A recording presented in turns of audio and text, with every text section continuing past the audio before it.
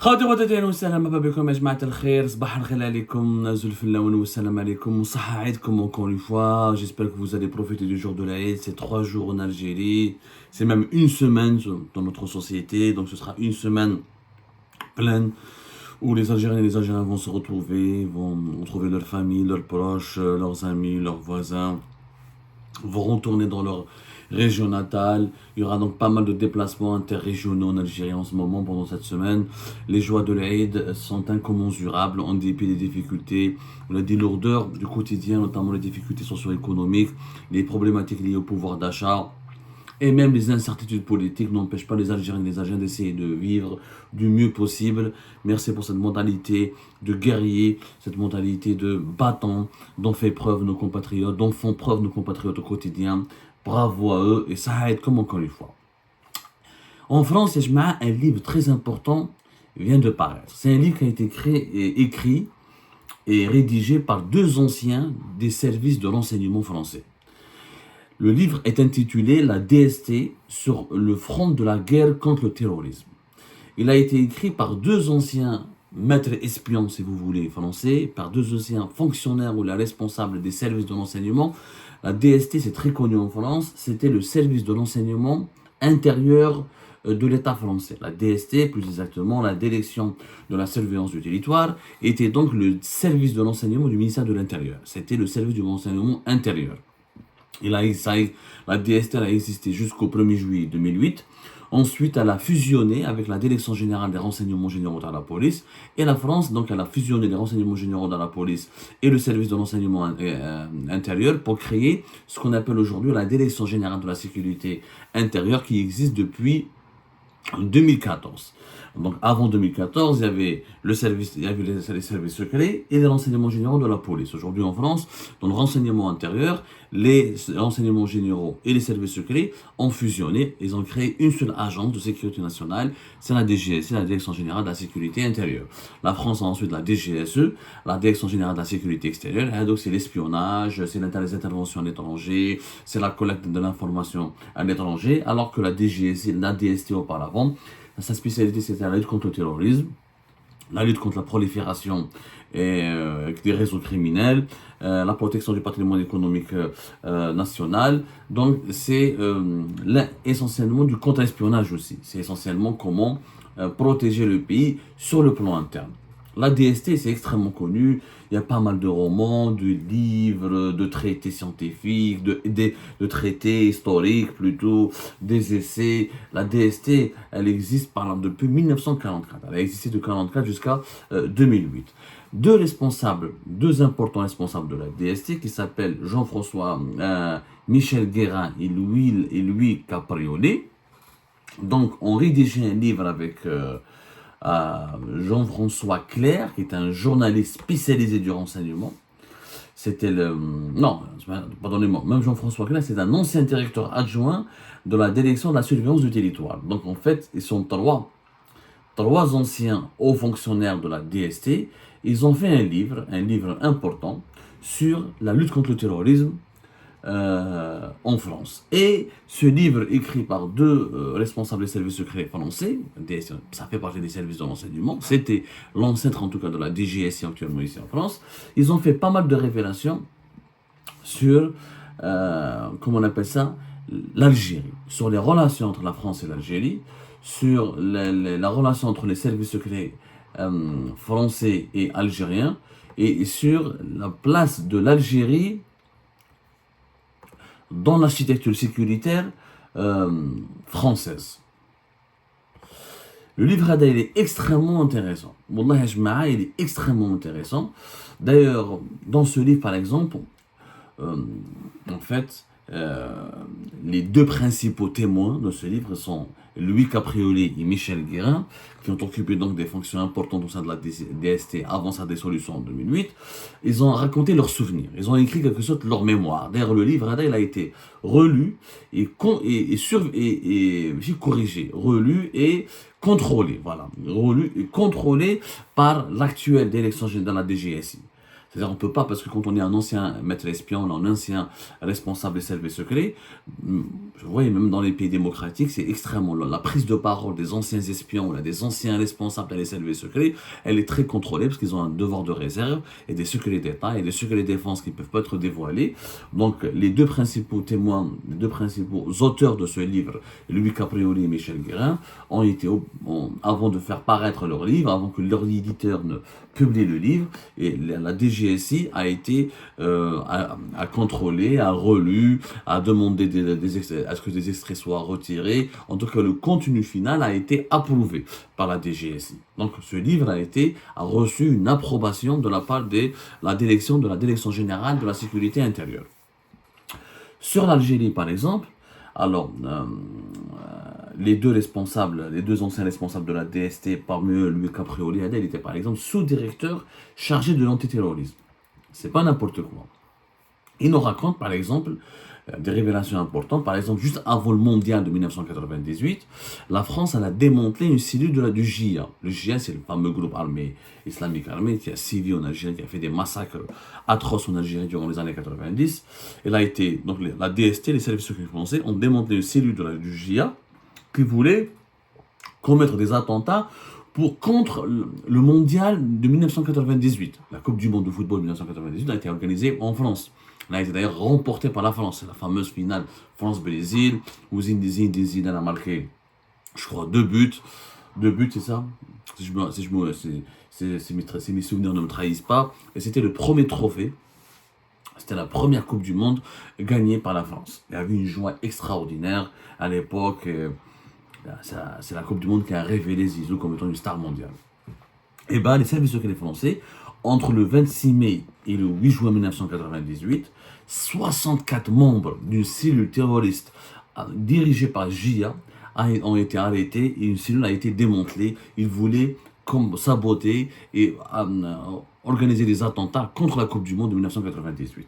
Ça a été une catastrophe qui a été d'ailleurs évitée de justesse par les autorités françaises. Concernant justement ce qui est intéressant dans ce livre, c'est que on va vous raconter plusieurs extraits, on va essayer de le développer, de l'analyser en profondeur dans les prochaines émissions, en vous lisant quelques extraits importants. Les responsables les anciens responsables de la DST française, par exemple, ont dénoncé, ou là ils ont démenti catégoriquement la fameuse théorie le qui-tu-qui. Un peu comme à la fin des années 90, il y avait une théorie qui a circulé énormément au début des années 2000, jusqu'à même 15 ans après la fin de la décennie noire en Algérie. Beaucoup de lobbies médiatiques, où il y a beaucoup de témoignages, beaucoup d'experts, beaucoup de journalistes étrangers, ou là même algériens, ont douté de l'implication, ou ont soupçonné, ou là même certains ont carrément accusé et ont mis en cause les services secrets algériens dans les massacres et les attentats terroristes commis en Algérie. C'est la fameuse théorie du qui-tu-qui. Est-ce que ce sont les islamistes qui ont vraiment perpétré les massacres de masse? Est-ce que ce sont les islamistes armés qui ont causé du tort et qui ont tué les Algériens et les Algériens? On parle de plus de 200 000 morts pendant la décennie noire. Et encore, le chiffre n'a jamais été officiellement... il n'y a jamais eu un décompte officiel et précis. Mais on a longtemps accusé les services secrets algériens d'être à l'origine de la création d'un certain nombre de groupes armés islamistes, comme le JIA, et d'être à l'origine de la planification d'un certain nombre d'actes terroristes et de massacres collectifs. Et bien cette théorie a été balayée d'un revers de main, catégoriquement démentie par un des responsables de la DST. Les anciens responsables de la DST évoquent dans leur livre d'ailleurs des erreurs colportées de longue date dans la presse française et internationale concernant le rôle des services secrets algériens dans la guerre durant la décennie noire en Algérie. Par exemple, les services secrets algériens ont été accusés d'être les complices. Voilà, le mot a été utilisé, les complices des attentats du JIA en 1995. Lorsqu'il y a eu des attentats du JIA en France en 1995, on a accusé à l'époque les services secrets français d'être les principaux commanditaires. Soi-disant à l'époque d'ailleurs Charles Pasqua, voilà, c'est un ancien responsable français de l'époque, avait soupçonné les services secrets français, avait soupçonné ou avait accusé les services secrets algériens de vouloir d'entraîner la France dans la guerre, dans les événements de la guerre civile en Algérie, et de vouloir impliquer à tout prix et de force et par la contrainte la France dans les événements de la décennie noire. Et c'est pour ça que les services secrets algériens étaient soupçonnés à l'époque par certains dirigeants politiques français et par des élites françaises d'être à l'origine des attentats de 1995. Il y a eu des attentats orchestrés en France entre juillet et octobre 1995. Ils ont fait 8 morts et plus de 200 blessés. Et ils ont été revendiqués à l'époque par le fameux groupe islamique armé. Et ben, les anciens de la DST, ils ont nié totalement l'implication des services secrets algériens. Ils le disent dans leur livre. Il y a des choses fausses qui ont été écrites par les médias. Ils ont dit: je n'y crois pas du tout que le renseignement algérien ait eu des sources au JIA. C'est une chose, qu'il ait été complice, ça n'a rien à voir. C'est ce que dit donc l'un des auteurs de ce livre, Louis Caprioli, ancien responsable de la DST. Il y a des choses fausses qui ont été écrites par les médias, désormais reprises par des chercheurs. On voulait rectifier. Donc dans leur livre, ils rectifient certaines contre-vérités, ils donnent des exemples très concrets et ils démontrent les informations apportées par certains chercheurs sur le soutien supposé qui a été apporté donc par les services secrets algériens aux cellules dormantes ou aux cellules terroristes du JIA en France. Donc, ça remet en cause quand même. C'est une lecture très intéressante. Je ne dis pas qu'ils se disent toute la vérité. Peut-être que c'est très difficile de croire sur parole, de croire intégralement les propos qui sont dits par des anciens responsables des services secrets. Il y a toujours une lecture très relative, une lecture personnelle, subjective de certains événements historiques. Mais bon, c'est un témoignage historique qu'il faut prendre en considération. Maintenant, les chercheurs sur les événements de la guerre civile en Algérie, les chercheurs sur les événements de la décennie noire en Algérie, pourraient prendre en considération ce qui a été dit, ce qui a été rapporté dans ce livre, pour approfondir les recherches. Moi, je ne suis pas en train de défendre les services secrets algériens. Attention, parce qu'à chaque fois qu'on parle de ce sujet, tu es en train de défendre les services secrets algériens, les généraux algériens, les généraux génocidaires, les criminels, les barbares. Et moi, je suis victime de la décennie noire. J'étais enfant durant la décennie noire et je cherche toujours à comprendre la vérité sur cet épisode extrêmement sombre dans l'histoire de notre pays. Moi, j'ai assisté à des crimes perpétrés. J'ai assisté à des dérapages commis par les forces militaires. J'ai assisté à d'énormes crimes et des actes criminels et terroristes commis par des groupes armés islamistes.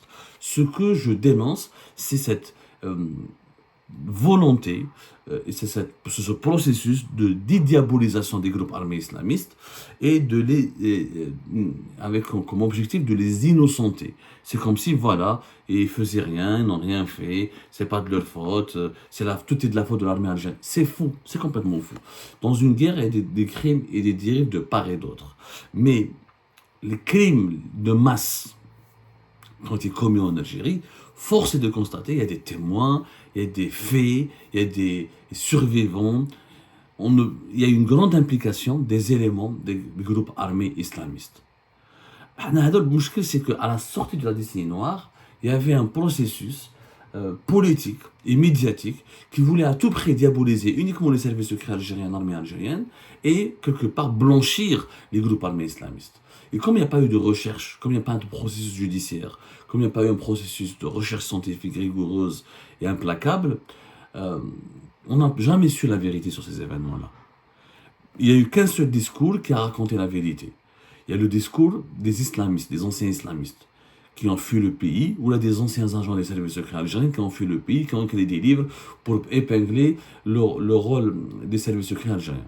Je ne dis pas qu'il n'y a pas eu des crimes dans lesquels étaient complices les institutions sécuritaires et militaires en Algérie. Certainement eu des crimes où ils ont été complices. Mais est-ce qu'ils sont les seuls responsables, ou là les seuls déclencheurs des événements sinistres de la décennie noire? Bien sûr que non.